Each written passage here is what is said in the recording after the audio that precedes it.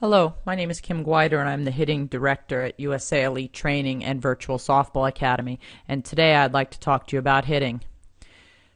When talking about hitting, oftentimes there's this discussion about a baseball swing and a softball swing, and sometimes you hear people say, well, she's got a baseball swing, and saying that that's a bad thing. Well, let me tell you, a good swing is a good swing. It doesn't matter if it's a baseball swing or a softball swing, but there are some differences. Number one, the trajectory of the ball. When you're seeing a baseball coming, it's from a mound, so there's always a downward trajectory. There's no such thing as a rising fastball. If a ball is thrown really fast, it just means it doesn't go down as fast as a ball thrown slower.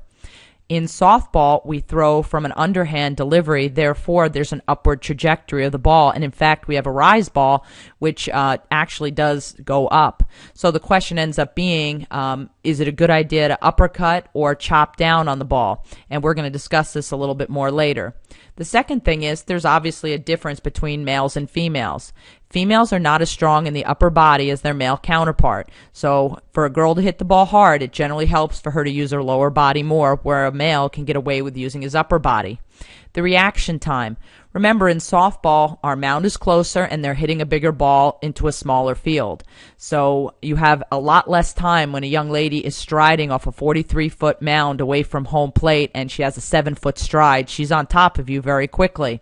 So, in my opinion, a softball swing has to be even more mechanically sound and efficient than a baseball swing. But in the end, a good swing is a good swing. Next, this is how I always start my hitting talks is, what is your goal?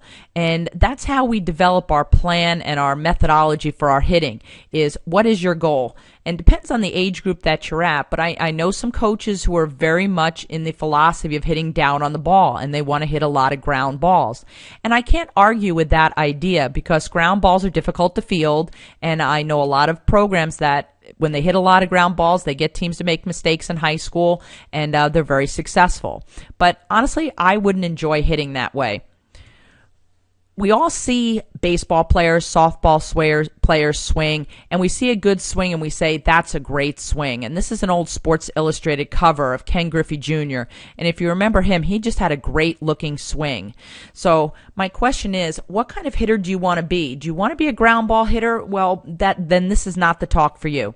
If you want to be a type of hitter who drives the ball, who hits with power, that's what we want to do here. We want to drive the ball in the gap. And this is what we're going to talk about. A good swing, we see it, but what does that mean? We know when we look at a player, we say, she's got a great swing or he's got a great swing. Well, in this talk, we're going to discuss what those components are that makes that great swing.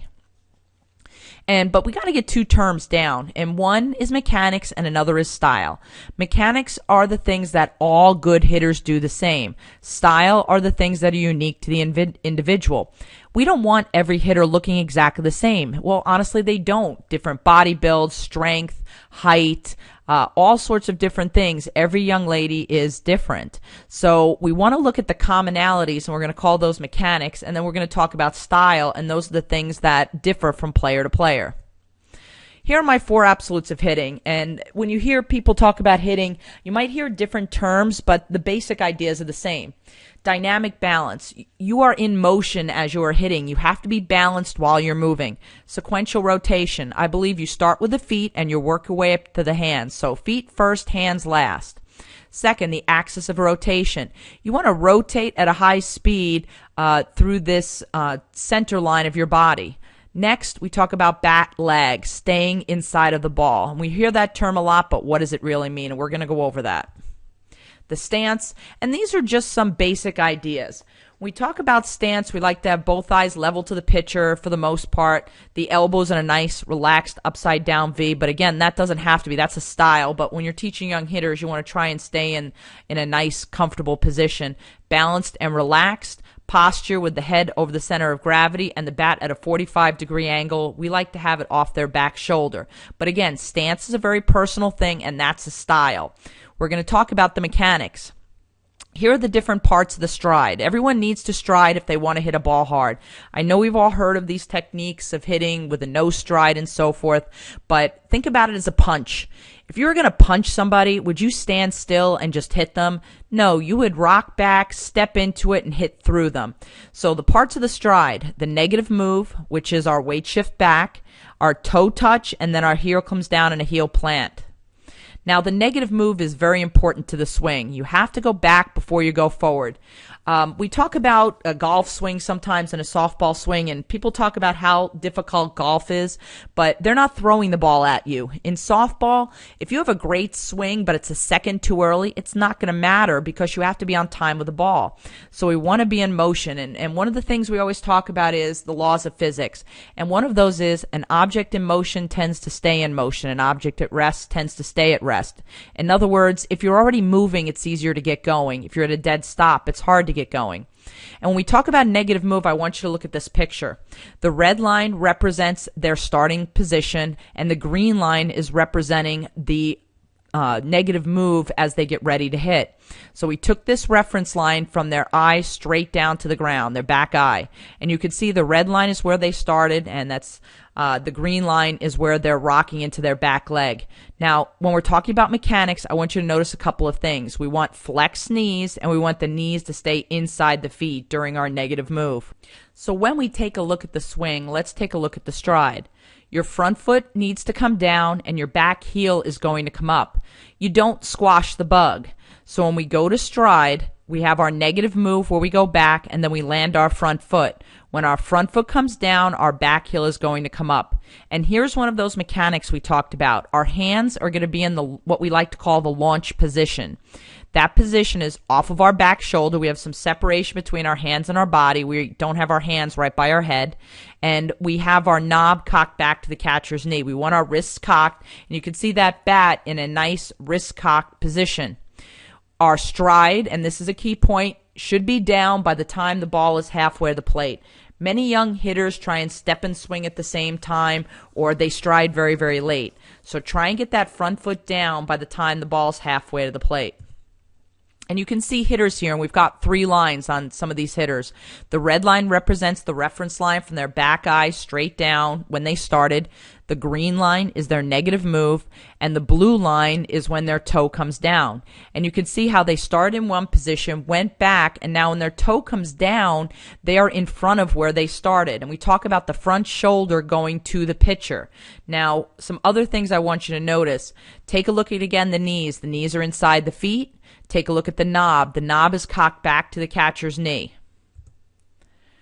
Now, when the front foot comes down and the front heel plants, again, the back heel is up.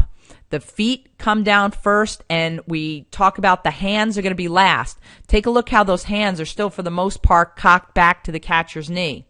The back elbow is going to go into what we call the slot. That's going to be the next move. And we're going to hit against a flexed but firm front side. We're not going to slide onto that front foot. Here we have 4 softball players, and you can see the same thing. And there's variation in what they're doing, but for the most part, the red line is in the middle. It's where they started.